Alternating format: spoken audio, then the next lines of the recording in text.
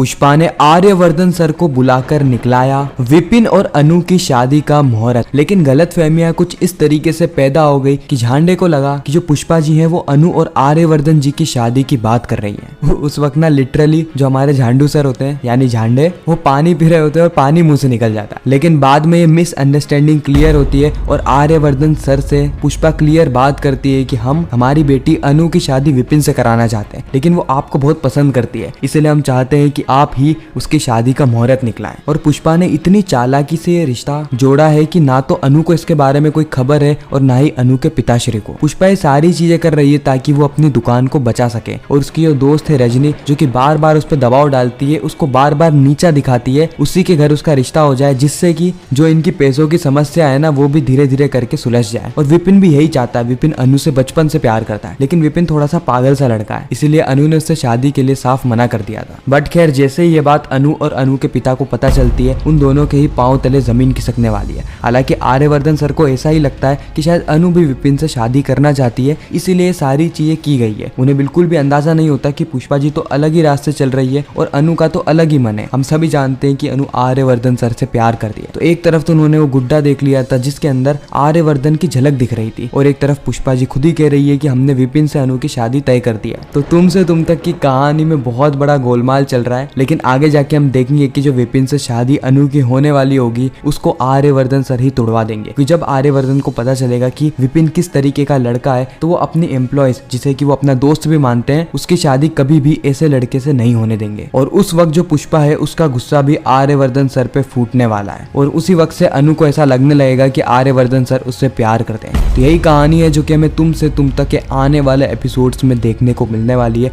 आप कितना एक्साइटेड है आने वाले एपिसोड्स को लेकर कमेंट सेक्शन में जरूर बताना। ऐसी रेगुलर अपडेट सबसे पहले पाने के लिए हमारे चैनल को सब्सक्राइब भी करना। मैं मिलता हूँ नेक्स्ट वीडियो में, जब तक के लिए गुड बाय।